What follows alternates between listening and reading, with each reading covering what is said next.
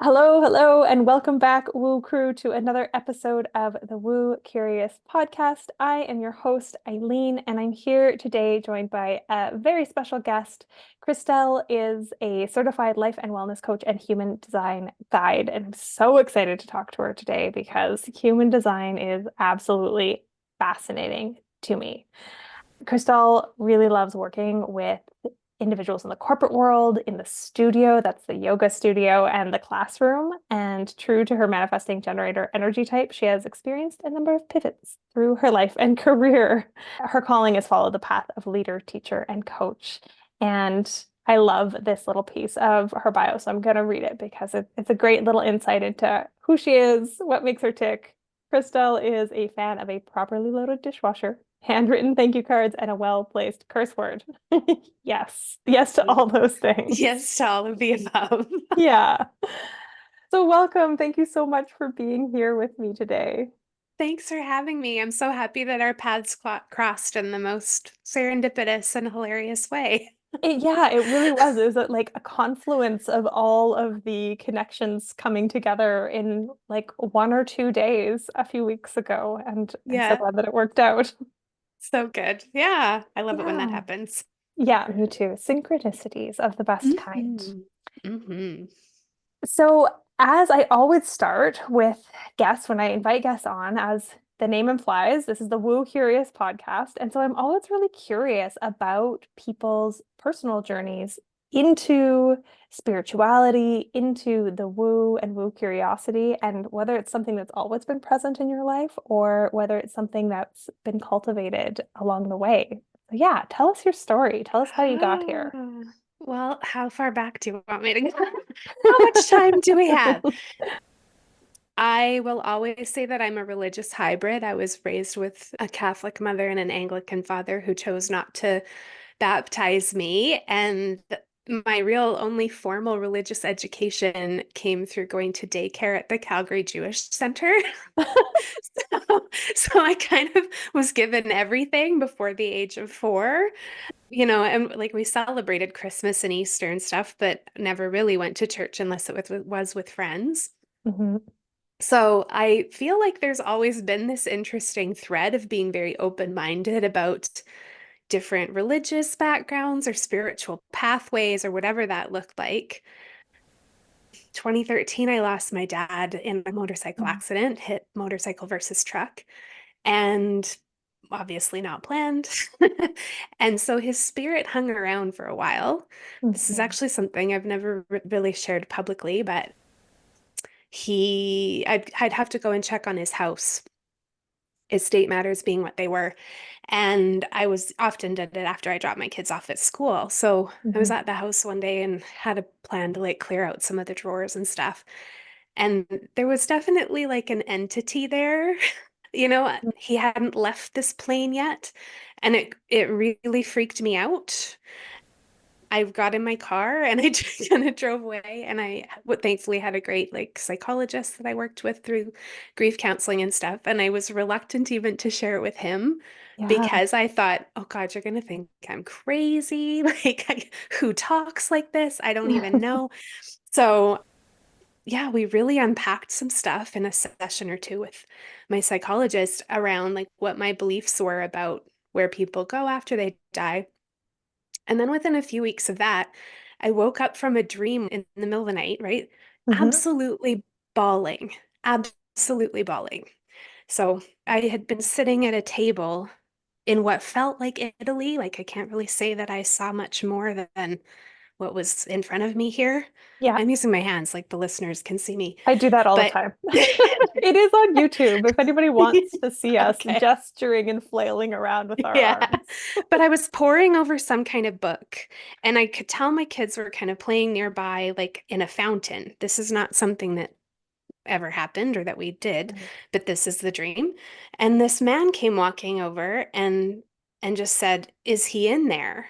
And he took the book from me, and I looked up and I recognized the face as my grandfather, my mom's father Oh. as a younger man. I never knew him to look like that, but in pictures I've seen him that way. Mhm. Well, he was a quintessential cowboy, farmer, raised cattle In my dream, he was wearing a pink golf shirt and khaki pants.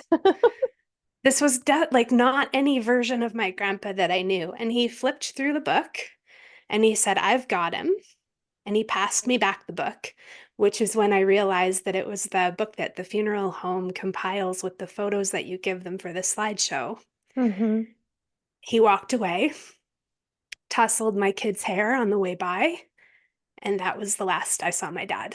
So my grandpa came and collected him, but he needed to recognize him first because he hadn't Mm-hmm. seen him in a couple decades.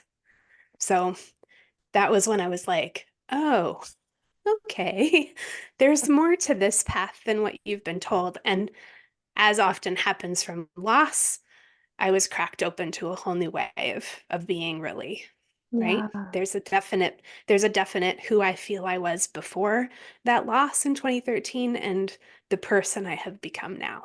Mm-hmm. That's So, that's so, so powerful. Thank you so much for sharing. And I know that this is a mhm, safe space for that story. My past co-host Ellie often spoke about how she was connected to her dad after he passed last year, and she still mhm. speaks to him, and he's around. So there is that. Yeah. Yeah. Yeah. So, and like if my mom and my aunts and stuff are listening to this, like the most hilarious thing is my grandpa in a golf shirt, like beyond hilarious, right? So when I woke up, it was like tears streaming, right? And then I was like, what the heck?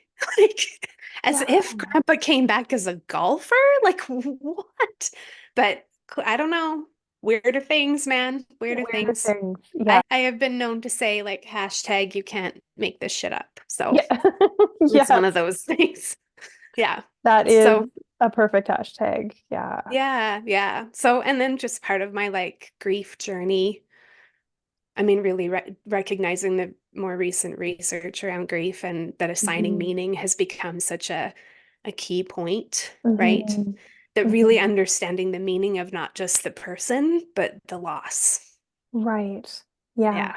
Yeah. That Hmm. acknowledgement and sitting with it and living in that space where it's okay. We've spoken a lot on this podcast about grief and the waves of it that come, and how very much our society likes to kind of try to push it down and away and like Hmm. get through it and tidy it up and lock it behind those doors because it makes people uncomfortable.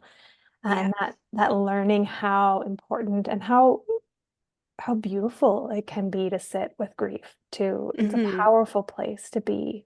Yeah. Well, and it's not just the loss of a person, right? Like we can Mhm. grieve the loss of a job, the change of a relationship, the Mhm. moving through maiden mother cronehood, like all of those things are processes and cycles that get grieved. And Yes. so, we are constant. It is the one, I mean, what is it? Death and taxes, right? Yeah. It's Yes. it's it's really like the one common human emotion that we will all face. Hmm. And yet we don't want to talk about it. So I don't know where I may have borrowed this from somebody, but I will often refer to grief as a whole. And we all are, if we've experienced loss of any kind, we're Hmm. walking around with this hole in our being, right in the Hmm. center of who we are. And it can be this big, festering, gaping, sucking wound, or it can be a tiny little timbit, Yeah. which if you're in Canada, you'll know what it is, a Yeah. donut hole. But yeah, it can be this tiny little timbit, and we really never know what we're gonna face, right? And Yeah. therefore don't know what other people are meeting us with Yeah. in their grief journey. Yeah. Yeah. It's Hmm. it's so very unique to each of us, and to our support and our capacity to hold it and move with it. Hmm. Yeah. Yeah. Yeah. Yeah. Varies day to day, that's for sure. So, Mhm. yeah, that's kind Yeah. of how I came to call myself a woo-woo person. Right. Yeah. There's been a lot of other great gifts along the journey and things that were, of course, divinely timed. Communities and support and classes and certifications and whatever, but all of that came in the since 2013 Right. me. That potent catalyst certainly makes sense. Yeah. And along this journey, it feels almost trivial to bring human design in, and yet not, because it is a big part of the reason that you and I are sitting here speaking to each Mhm. other today. So, where did you discover human design on the journey? A friend of mine had done her teacher training and did a session with me, and I was like mind blown, right? How do I do this? What book? Like, tell me more, tell me more. So she plotted out her path for me and told me how she did her certification, and I basically followed the same path. It Hmm. wound up becoming a pandemic project for me, Perfect. where I just kind of started with reading, about myself and about my family and pulling charts for various people that I knew, and then eventually went through a more kind of formal training process. Hmm. And it's funny, I always come back to this experience that it gave me as a mom during that time when the world was just like closing off and we were all becoming so isolated. Hmm. My daughter was in grade 8 when the world shut down. My son was in grade 11 when the Oh. world shut down. So on one hand, they were very capable of doing online school and pivoting into the world that we, had to move into. Hmm. It's not like I had to teach them how to read. They weren't learning how to share in kindergarten. They were Right. very self-directed. They're great students. That part was fine. It was the mental health part. Yeah. Yeah. So she was, a lot of time alone, a lot of time in a room, a lot of time with the screen. Yeah. What I learned though is that she's the only projector in our family. Oh, interesting. Ev Everyone else is a manifesting generator. So here the rest of Even us are more like interesting. knock, knock, knock on our door. We're gonna do we're gonna play a game. We're gonna have family dinner. We're gonna make cinnamon buns today. Knock, knock, knock all the time, bugging her. And she was getting angry. And so this like Hmm. teenage daughter and mother dynamic, the Hmm. lockdown confinement dynamic, the stress of it all dynamic, right? I could have easily been like, why is she being so horrible? Why doesn't she want to? But all of a sudden I was like, wait a minute. I have a new Hmm. frame of reference for this. She's a projector. This is part of her process. She needs time alone. So we Hmm. can go in and say, hey, as kind of a framework for today, this is what we're going to do. If you're up to joining us, join us. Hmm. So she has, and still now, like she's barely 18. Yeah. She's also a 6'2", so she has this hermit energy also. So if I, want to invite her to stuff, and she'll just literally say like, I'm hermiting. Okay, have Perfect. fun, right? Yeah. Like I don't need to keep bugging her. I don't need to be worried because I know that we just show up in two different Yeah. ways. Yeah. And I love that Yeah. you've given her the language as well to explain how she's moving in the world. And so for our listeners, because I think a lot of people will be familiar with human design, but some people Mhm. won't. I know I had somebody on who I interviewed recently who was like, "Yeah, I've heard of it, but I don't really know what it is." So can you tell Mhm. us like what is human design and Yeah, maybe just referencing those five types, the overarching types? sure. Yeah. So it's a system that was derived via download by a gentleman in Quebec. And it combines the I Ching, the chakra system, your astrology, quantum physics stuff all into one system. It Hmm. was meant to be an experiment. It's meant to be played with. It's not meant to be you're this. Like it doesn't change over time because it's derived from your birth date, time, place. So it doesn't change. You are what you are. That doesn't, the information you're providing it doesn't shift. So Hmm. therefore the output doesn't shift, if that makes sense. Yeah. So, but it's the way in which you work with it that is meant to be an experiment. You're meant to learn something and then play with it, right? And hypothesize with it and come to some kind of conclusion. So, kind of the big overarching thing is the energy type that everybody wants to know. So Hmm. there's 5 of them: generator, manifester, manifesting generator, which is separate, Hmm. projector, and reflector. Hmm.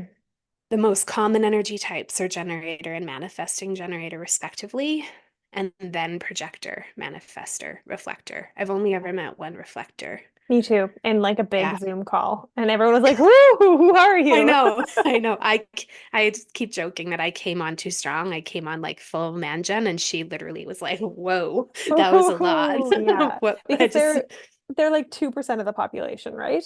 very rare. Yeah, yeah. Yeah. Yeah. Anyway. Hmm. Interesting. Yeah. Yeah. So, moreover, I use this in my coaching practice.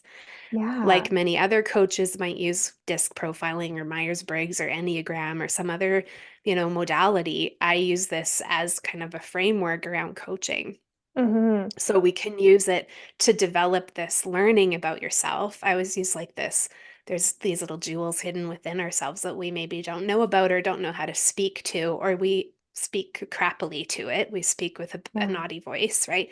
Talk shit to ourselves. Yeah, should I do. ourselves. So yeah, that inner asshole comes up, Yeah. right? And otherwise, like with this new awareness, all of a sudden it's like, oh, okay, this makes more sense. I can have more grace with this, right? Hmm. I can be more careful with myself, or I can see where this is coming from. So, Yeah. Yeah. It's really interesting. When I discovered it, it was it was like all of a sudden it was this permission to be more fully me. And it was like there wasn't something wrong with me, which I've hmm heard from a lot of people.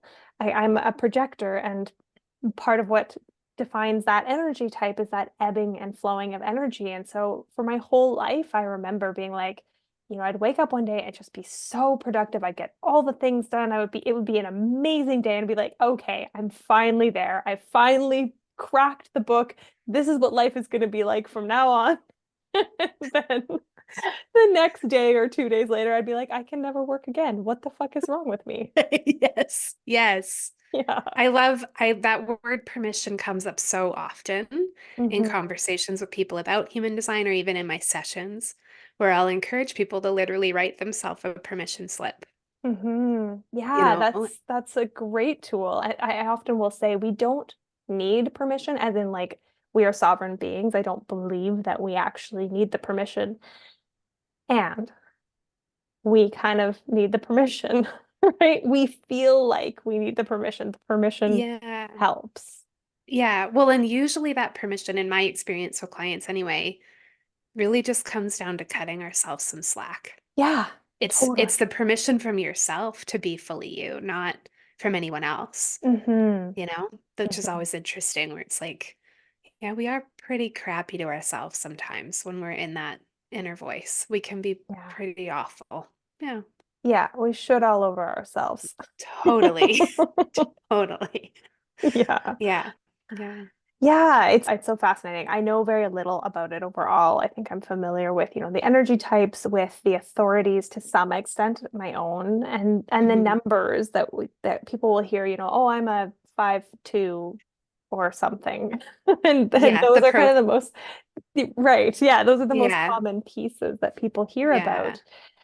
And I've definitely, when people come into one-on-one with me, even though I'm not a human design expert, I'm like, what is your place, date, and time of birth? I need to know your Yeah. astrology, because hmm I've heard it described once that, astrology is it's descriptive. It describes characteristics, traits, certain situations, whereas I don't want to call human design prescriptive, because I don't think that there is that like you must do, but it gives you a set of tools to act with. Yes. That's the thing I'm really cautious with is the difference between providing people with just some labels that they can kind of slap onto themselves or other people and the actual tool derived within. Hmm. So I have spoken at a wellness retreat and I actually borrowed something from Glennon Doyle, Sister Glennon, as I call her, where she had just come out of the shower and she hopped on Facebook Live and she had like two different bottles of shampoo or body wash in her hands. One was her son's and one and her wife, Abby Wambach's, and the other belonged to her daughters. And of course, the language on the sons, the more masculine, air quotes, of the two, had like crush your scent, you're gonna Hmm. slay the day, all this kind of very like really quite violent and Hmm. harsh words. And the other bottle that belonged to her girls was like very nurturing and like you're gonna float away on a scent of roses or whatever, like just Yeah. so much more feminine. Hmm. So I took these two bottles. I went to I must have looked like a crazy person at the drugstore, but I was going down the aisle and like reading all the labels, looking for the worst offenders. So I Yeah. found, three or four, and we read out these labels on the bottle. And I squeezed out the stuff inside into a little dish that I brought. And I was like, this is the tool. The stuff it says on Right. the outside is just the label. The stuff inside is what you use to wash your hair, get clean, or whatever. Hmm. Like the thing they're telling you about is not it. The stuff inside is derived from the same thing. Yeah. right? Yes. And words are We so just, powerful. well, words are magic wands, right? Hmm. Like, be careful what we say because we're constantly weaving our reality.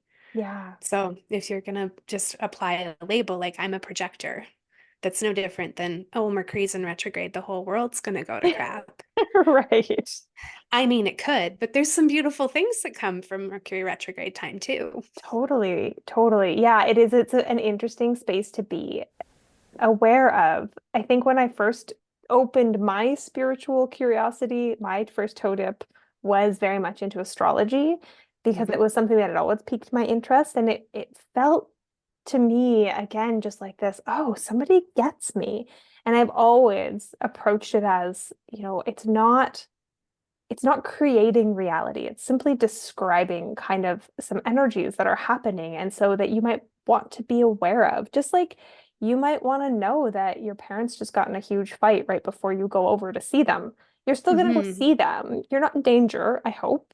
You have a Yeah. safe family relationship, but it gives you some awareness and the ability to go in with maybe a different plan or an ability to guard your energy or to prepare a little bit differently. And so I feel like human design is kind of, again, the same thing where it's like these are the tools or the ways of moving that will be more in alignment with your energy type. It doesn't mean you can't do it the other way. I always say, I feel like part of my gift is changing the way people move through the world. Hmm. And some of this comes from the fact that I grew up dancing and eventually taught dancing through university, right? So there is this level of embodiment that I feel, and eventually taught yoga also. So all of those things really speak to embodiment, using your body as an instrument. Hmm. So I have this vision in my client sessions always of providing information to people, working with how it's showing up in their life. Because it'll often be, I'll say, this is your energy type, this is your strategy. That's usually like the basis to start, right? Hmm. And all of a sudden they'll be like, oh, wait, so you mean to say that when, this keeps happening with my boss, it's because I'm a manifestor and I'm not informing them? Like, how can I fix it? Or, Hmm. some client comes in last minute with a request, and I was like, "But let's back up a few steps. If you had a different onboarding process, then you're being informed differently, and therefore you can inform them. Like, you're in more control. Do you know what I mean? Hmm. So then all of a sudden they're like, whoa. So then, like, how can we start to apply some of the stuff that you know about yourself so you can change the way you're moving through the world, Yeah. you Yeah. know? So then they can go out and play with it for a bit and then come back and be like, I tried the stuff we talked about in the session last week. This is what I'm seeing come up. Now I want to know more. And we might dig into profile numbers or, get Yeah. into some gates or channels, or like we can go as far as time allows, right? Hmm. So yeah, that's really always something that I think is like, I'm here to change the way people move through the Yeah. world. That feels Hmm. familiar to me and the way that I often will language how I work with clients. And it's interesting as you spoke, I was like, well, yeah, I have been doing like embodied practices since I was quite young. You may or may not have heard, and listeners may or may not have heard of something called the Alexander technique, which is a body use technique. It's Hmm. fairly small, which is why I say it like this. It's a little obscure, but my mom used to take me with her to her Alexander lessons when I was a kid, and the teacher would always get me up and do a little bit of table work with me at the end. And my mom does therapeutic touch and things like that. That just felt like a normal part of my growing up. And so being in my body is really normal for me. And dissociating from it is also something I'm very good at. And I think Hmm. so many women are good at doing. What's interesting too to me about human design, and I'd love to hear a little bit about this actually, because I'm so curious, how does it work? So when we're talking about human design, you'll often hear the phrase deconditioning, right? Hmm. Especially as a projector. And I don't know if it's quite as common with all of the types, but I know there's like the self and not self themes. And so for projectors, the not self theme is bitterness. And you Hmm. know you're out of alignment when you're feeling bitter. And holy shit, did that ever just send off light bulbs when I learned that? I was like, oh my God, okay. Um, Yeah. but there's this talk about, okay, now deconditioning, and in projector world, that's a lot of times deconditioning from like generator type action. But Mhm. what does it mean? And does it apply to all of the types? Yeah, I Big mean, question. I know.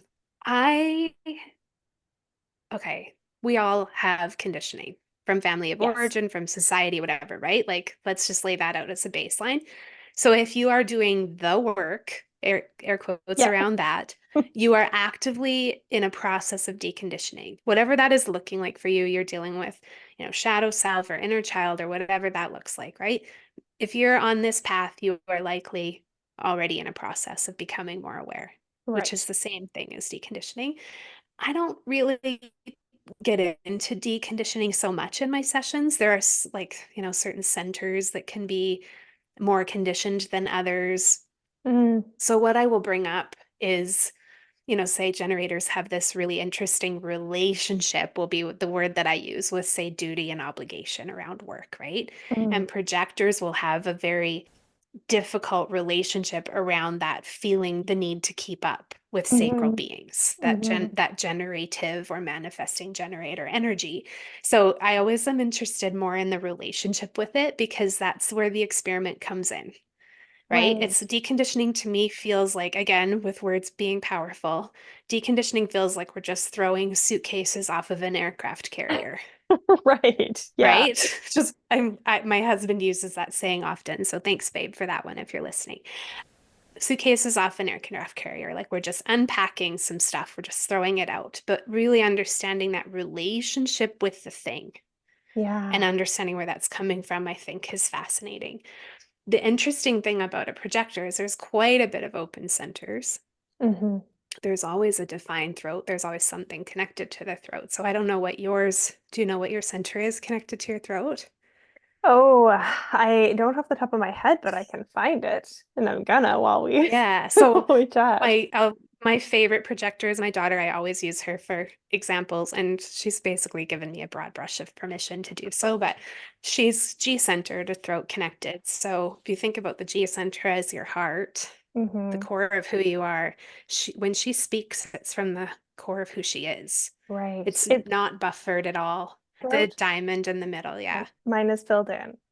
And then there's a direct channel to your throat, all Yeah. connected line. Yeah. Yes. It's. So similar. Yeah. So this is somebody who speaks from the core of who they are. So there's not a lot of buffering when they speak. And Mhm. and I always tell her, especially when you're speaking to other teenage girls in her peer group, they are not used to being spoken to so directly. And Right. I don't ever want to tell somebody to like tone it down, but like know your audience. Hmm. Hmm. Because as a projector, that's also part of that whole being invited thing.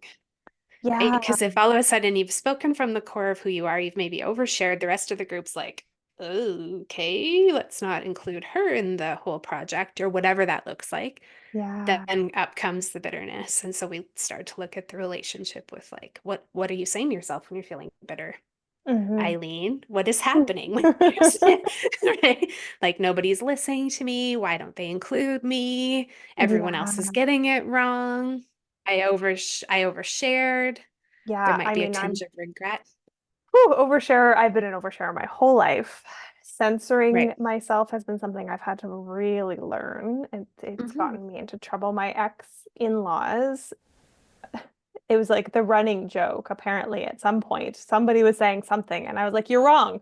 And then I told them why they were wrong and why I was right. But like without even pausing to think that like interrupting by saying you're wrong might be offensive or rude.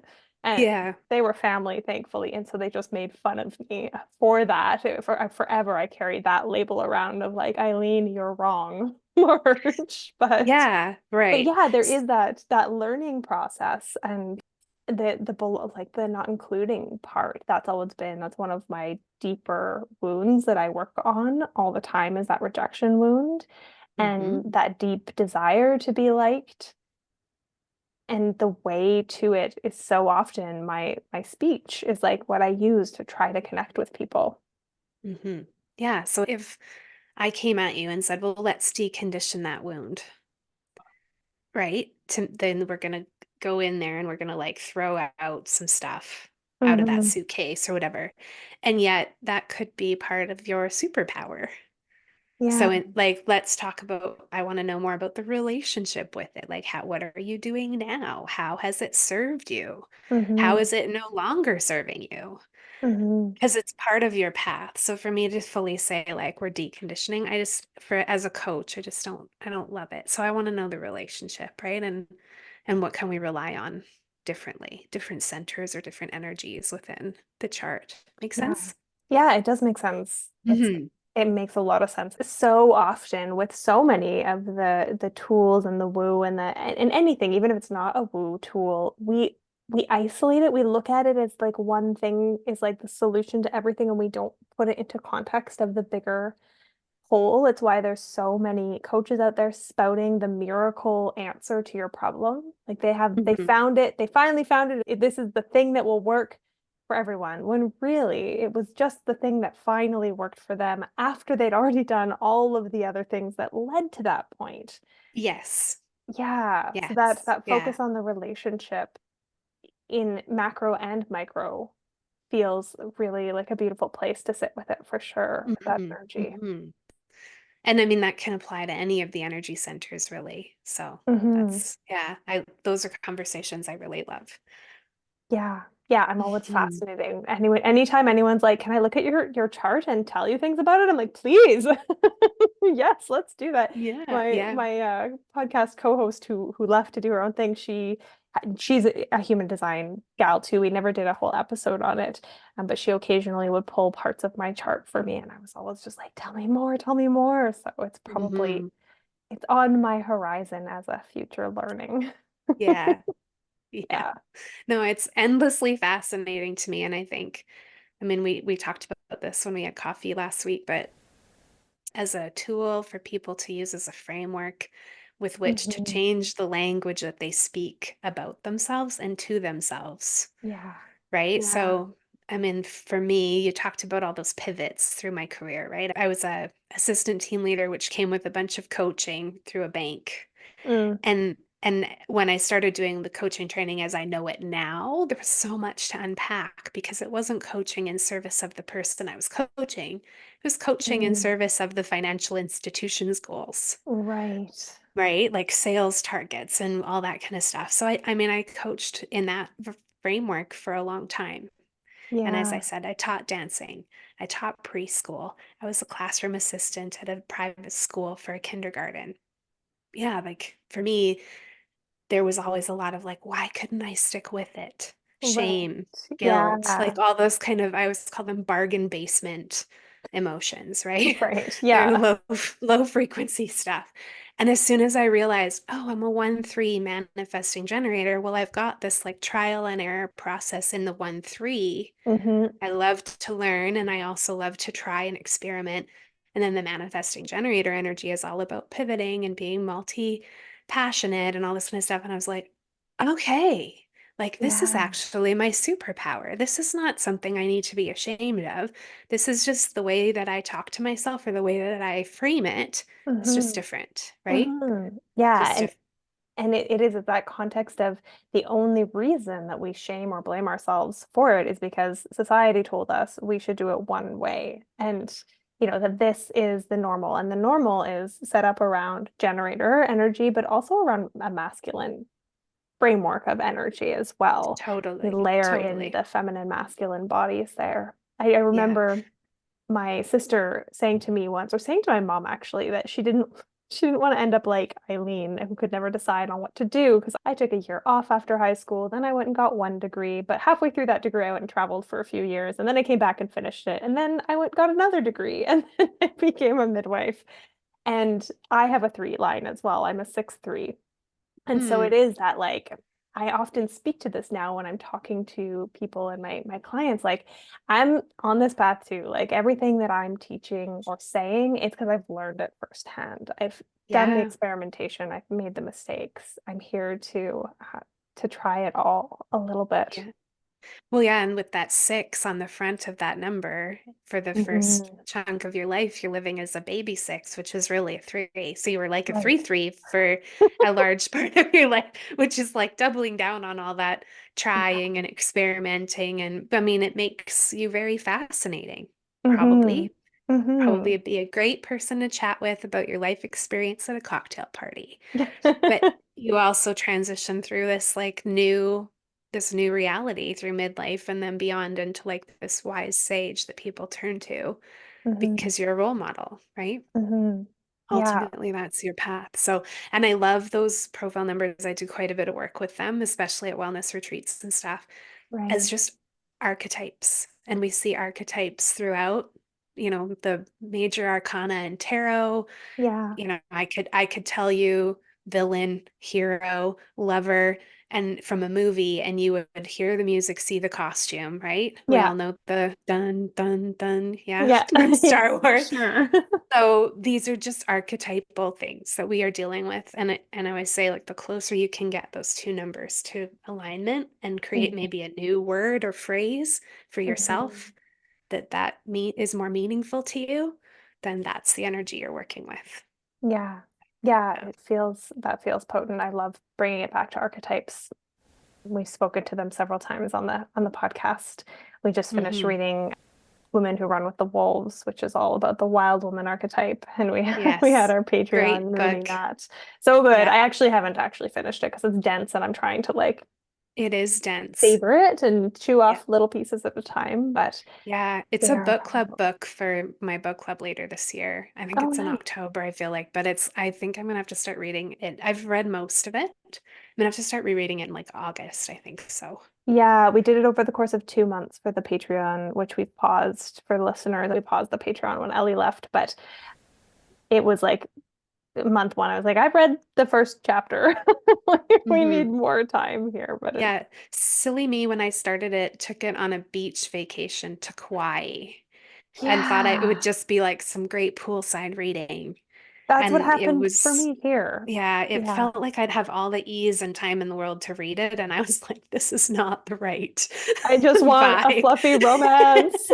Yeah, like a Yeah, lot. It's a lot. It feels yeah, like a very fall, cozy read for yeah. me. Yeah, Yeah, I it's like agree. it's a textbook really, but it's speaking to the power of archetypes and Hmm. story and that coming back into those archetypes in human design are also yeah, really potent. I think that was when I really started to resonate was when I tapped in that layer deeper and beyond just the overarching type and Hmm. seeing where that story lines up with my story. Yeah, the profile numbers, you mean that's where you really Yeah. saw. Yeah, I think it's such powerful work actually to Hmm. really understand and that whole process of like creating a new word. I'm a 1-3, so that's investigator martyr. I don't know about you, I don't have a great relationship with the word martyr. No, There's it's a something certain that I try to help my clients divest themselves from. exactly. And I have an image of a certain person that I know that I feel is a martyr, that Yeah. I would never want to be considered behaving in that way. Yeah. So yeah, have created like an actual like soul collage of what my profile Oh, I numbers love are that. Yeah. as an Mine image instead. Yeah. Yeah. I'm the Hmm. responsible adventurer, which actually just feels perfect. So I feel like I can keep that. I Yeah, am the one who will be prepared with all of the things, but we're going on an adventure. yeah, yeah. But those two numbers, six is role model, three is martyr. So you have that Right. too, Yeah. right? Yeah. Yeah. So that your responsible adventurer sounds way more fun than Mhm. role model martyr. Because if you Yeah. even ask a celebrity or a professional athlete when they got into it, did they really want to be a role model? That's heavy energy too. It's charged. So, Mhm. Mhm. mhm. Well, for people who are curious about going deeper into human design, whether that be just learning more about their chart, I don't know how much like one-off human design stuff you do, but I know you weave it into your coaching. So can you Yeah. let the listeners know what you offer? Yeah, so I've created a signature program called Demystify Your Human Design.